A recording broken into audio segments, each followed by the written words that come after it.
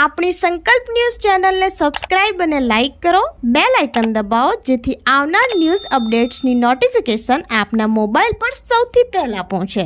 Like, subscribe and share the video.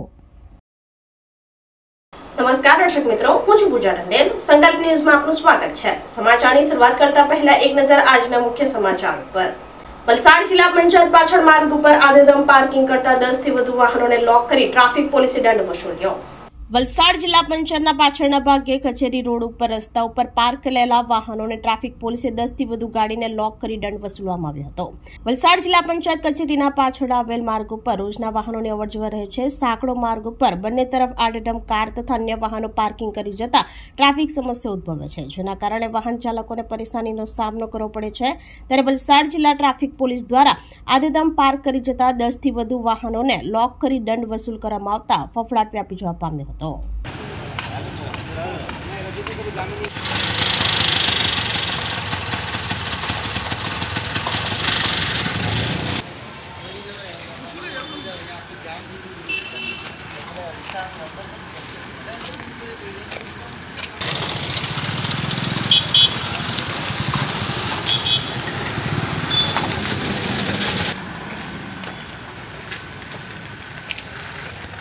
ઉમરગામમાં SR દ્વારા ચાલી રહેલ મતદાર યાદી સુધારણામાં ફોર્મ ભરવા કે આપવામાં ઉદાસીનતા જોવા મળી.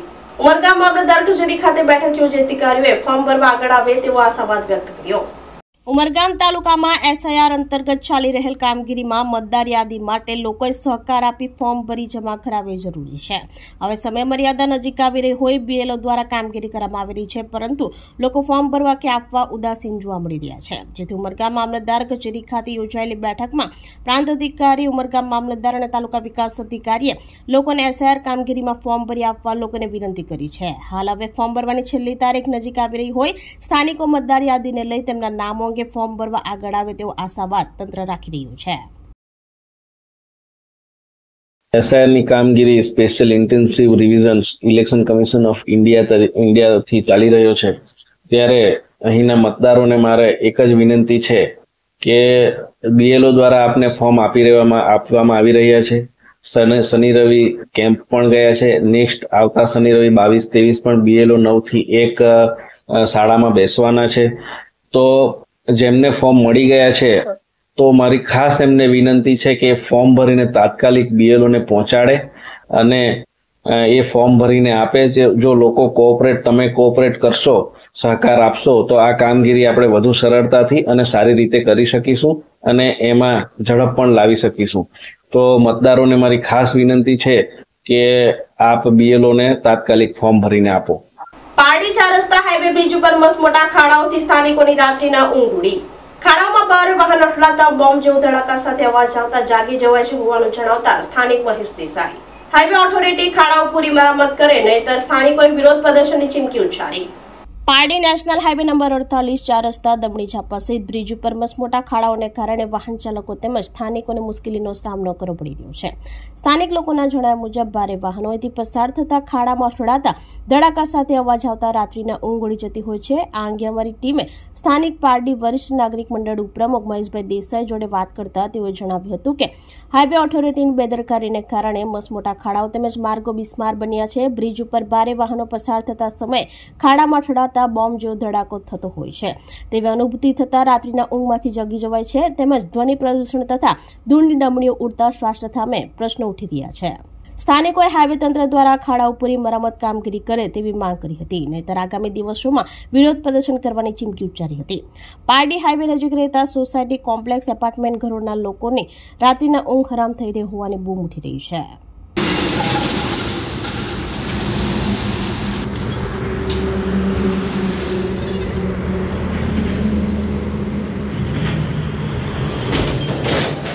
મહેશભાઈ દેસાઈ, પારડી વરિષ્ઠ નાગરિક મંડળ ઉપપ્રમુખ, સાજ કોમ્પ્લેક્સમાં રહું છું અને અમારી સામેનો જે 4 રસ્તાનો હાઈવે છે એમાં એટલા મોટા ખાડાના વચ્ચે ગેપ છે કે આ ટ્રકો જે એમાં અથડાય છે ને તો રાતના અમારી બધાની ઊંઘ ઉડી જાય છે અને એમને એવું લાગે ઘણીવાર કે કોઈ બોમ્બ સ્ફોટ થયો કે શું એમ. અને આજુબાજુમાં હોસ્પિટલો છે, દર્દીઓને પણ ખૂબ જ તકલીફ થાય છે. તો અમારી એવી નમ્ર વિનંતી છે કે આ હાઈવે ઓથોરિટી આને માટે ત્વરિત પગલાં લે, નહીં તો અમે થોડા દિવસમાં આંદોલન પણ કરવાનો વિચાર કરીએ છીએ.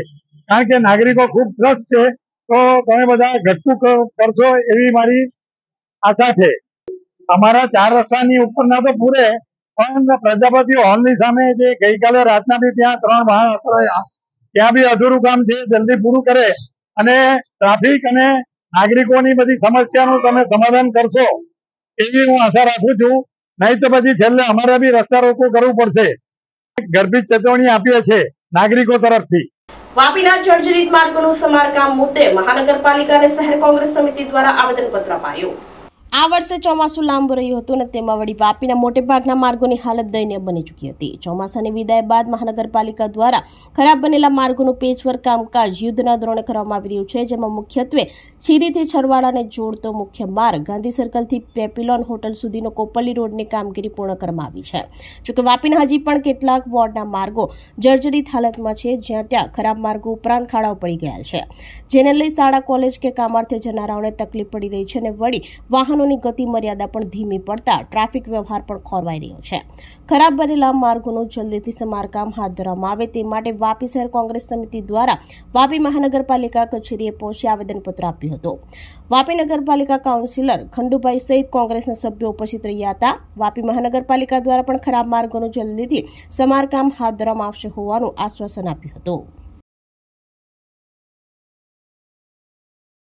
જે મિત્રોએ આવેદનપત્ર આપ્યું છે અને આપના માધ્યમથી હું સમગ્ર વાપીની જનતાને એટલું જ જણાવવા માંગીશ કે વાપી શહેરમાં આ વર્ષે પ્રમાણમાં વરસાદ ઘણો વહેલો શરૂ થયો અને આપ બધા સુવિદિત હશો કે હમણાં સુધી વરસાદ ચાલુ હતો.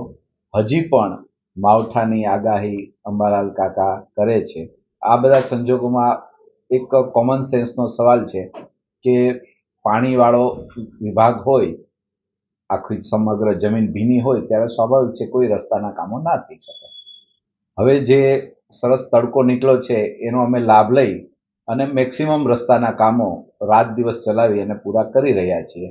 એટલે ડિસેમ્બર સુધીમાં અમારા માનનીય કમિશનર સાહેબે પણ ખાતરી આપેલી છે કે બધા જ રસ્તાઓને અમે રીકાર્પેટ કરી આપવાના છીએ અને જ્યાં જરૂરી હોય ત્યાં પેચવર્ક પણ કરી આપવાના છીએ. એટલે સ્વાભાવિક છે કે રસ્તા બરાબર ના હોય ત્યારે ટ્રાફિકની સમસ્યા થાય, પણ ઝડપથી અમે રસ્તાઓ બનાવી આપીશું એટલે ટ્રાફિકની સમસ્યા પણ ઘણી હળવી થઈ જશે અને બાકીનું કામ ટ્રાફિક પોલીસ પણ પોતાની રીતે એનું આયોજન જોઈ રહી. સ્વાભાવિક છે કે રસ્તા ન બન્યા હોય નવા તો થોડી પીડા વિકાસ પહેલાની જે સહન કરવી પડે એ માટે હું પ્રજાનો માફી પણ માંગુ છું અને એમને હું અપીલ પણ કરું છું કે નગરપાલિકાના આ મહાનગરપાલિકાના કામોમાં, વિકાસના કામોમાં સહકાર આપે.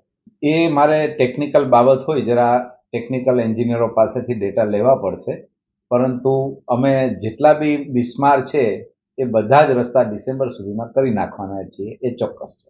પાડી કુમાર શાળા બૂથ ઉપર મતદાર યાદી સુધારણા કાર્યક્રમમાં મતદારોએ ફોર્મ ભર્યા. પરિવારના નામ મતદાર યાદીમાં ચકાસીને લોકશાહીને વધુ મજબૂત બનાવવામાં યોગદાન આપવા અપીલ કરી. પાડીમાં મતદાર યાદી સુધારણા કાર્યક્રમ મતદાન મથકોએ બૂથ લેવલ ઓફિસર BLO હાજર રહ્યા હતા. આ અભિયાનનો મુખ્ય હેતુ કોઈપણ સાચો મતદાર યાદીમાંથી છૂટી ન જાય અને ખોટા નામો દૂર થાય. BLO મતદારોના પ્રશ્નોનું નિરાકરણ લાવશે, ફોર્મ ભરવા અંગે માર્ગદર્શન આપશે અને જરૂરી દસ્તાવેજી સહાય પૂરી પાડશે. ચૂંટણી પંચના માર્ગદર્શન હેઠળ BLO દ્વારા ઘરોમાં, શાળામાં જઈને ફોર્મનું વિતરણ કરવામાં આવ્યું હતું. ભરેલા ફોર્મ સ્વીકારવાની પ્રક્રિયા શરૂ થઈ છે. જો કોઈ મતદારોને ફોર્મ ન મળ્યું હોય અથવા ફોર્મ ભરવામાં મુશ્કેલી અનુભવે તો તેઓ નિર્ધારિત દિવસોમાં પોતાના મતદાર મથકે જઈ BLOની મદદ લઈ શકે છે. જિલ્લા ચૂંટણી વિભાગ દ્વારા તમામ તાલુકાઓના મતદાન મથકો ઉપર BLOની ઉપસ્થિતિ સુનિશ્ચિત કરવામાં આવી છે, જેથી મતદાર યાદી સુધારણા પ્રક્રિયા BLOની મદદ લઈ શકે છે. જિલ્લા ચૂંટણી વિભાગ દ્વારા તમામ તાલુકાના મતદાન મથક ઉપર BLOની ઉપસ્થિતિ સુનિશ્ચિત કરવામાં આવી છે, જેથી મતદાર યાદી સુધારણા પ્રક્રિયા વધુ અસરકારક રીતે પૂર્ણ થાય. પાડીમાં વિવિધ વિસ્તારોમાં મતદાર યાદી સુધારણા કાર્યક્રમમાં સક્રિયપણે ભાગ લેવા બ્રિજેશ રાયે વિનંતી કરી છે. તેમણે પોતાના તથા પરિવારના નામ મતદાર યાદીમાં ચકાસીને લોકશાહીને વધુ મજબૂત બનાવવામાં યોગદાન આપવા અપીલ કરી હતી. મતદાર બી જણાવી રહ્યા છે કે ખાસ કરીને આમાંથી બોગસ જે યાદી છે તે નીકળી જશે અને આ બ્યુરોની બી કામગીરી સારી છે. એ લોકોના વગર કોઈ શક્ય નથી આ કામગીરી, કારણ કે ફોર્મ ભરવાનું એવું જોવા જઈએ તો ખૂબ જ અઘરું હોય છે પરંતુ અહીંયા આવ્યા પછી ખબર પડી જાય છે કે એકદમ સિમ્પલ અને સારી રીતે ભરાઈ જાય છે. પાર્ટીથી અમૃત પટેલ, સંકલ્પ. બીઓલોની કામગીરી બહુ સારી છે.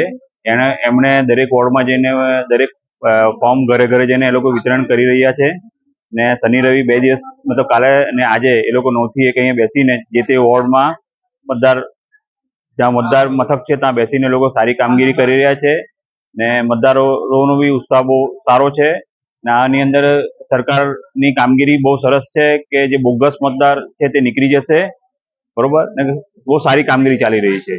નહીં તકલીફ માટે મતલબમાં બીઓલો તો સારી કામગીરી કરે, એના સાથે અમે બી બધા સાથે અમે બીઓલો વગર આ કામગીરી નહીં, બીઓલો વગર આ કામગીરી સફળ નહીં થઈ શકે. એ લોકોની બહુ જ મહેનત છે. એ લોકોની સ્કૂલ ટીચર લોકો છે, એ લોકોની સ્કૂલના ટાઈમમાં અને સાંજે એ લોકો પછી ઘરે ઘરે ફરીને કામગીરી કરી રહ્યા છે. લોકો પાર્ટીનગરમાં વિવિધ વોર્ડમાં અત્યારે મતદાર સુધારણાની કામગીરી થઈ રહી છે SRIની, અને ખાસ કરીને જૂના અને નવા જે સર્વે કરવાની તૈયારી છે મતદાર યાદોની.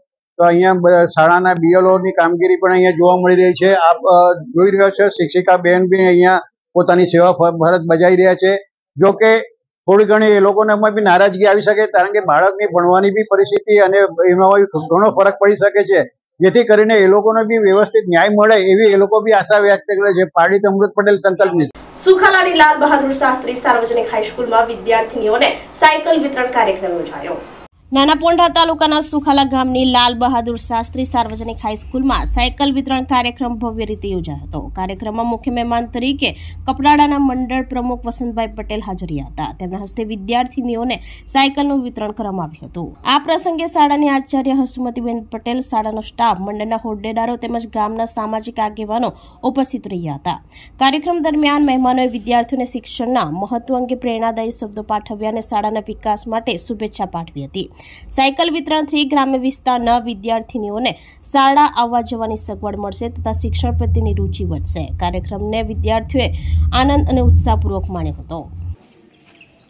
યોજના મારફતે સાયકલ વિતરણના કાર્યક્રમમાં શાળાના આચાર્ય શ્રીમતી HP પટેલ,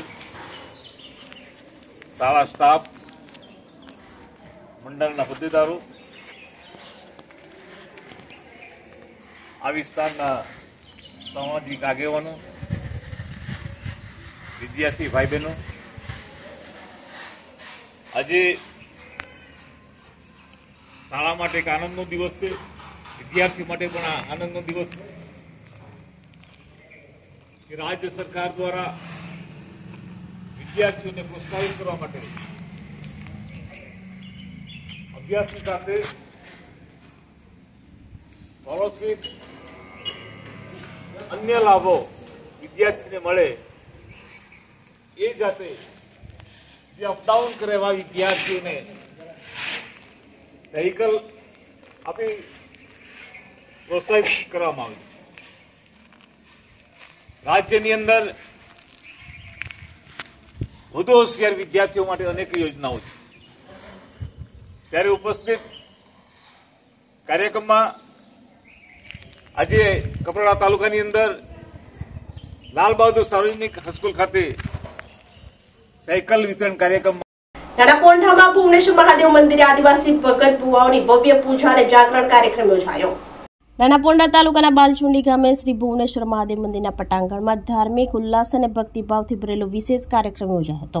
બાલચુંડી, કોઠાર અને કાંજલી ગામના આગેવાનો તથા આદિવાસી ભગત ભુવાઓની ઉપસ્થિતિમાં ગામદેવની વિધિવત પૂજા અર્ચના કરવામાં આવી હતી. પૂજા બાદ રાત્રિના જાગરણ કાર્યક્રમમાં ભગત ભુવાઓએ ભક્તિ ગીતો, આરતી તથા પરંપરાગત નૃત્ય દ્વારા ભુવનેશ્વર મહાદેવની સ્તુતિ કરી હતી.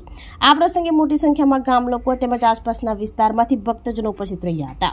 સૌએ પરંપરા અને ભક્તિભાવ સાથે કાર્યક્રમનો આનંદ માણ્યો હતો. કાર્યક્રમ દરમિયાન ગામના યુવાનો દ્વારા વ્યવસ્થાઓ સુચારુ રીતે સંભાળવામાં આવી હતી. આ ધાર્મિક પ્રસંગે ગામમાં ભક્તિ અને સાંસ્કૃતિક એકતાનો અદ્ભુત માહોલ સર્જાયો હતો.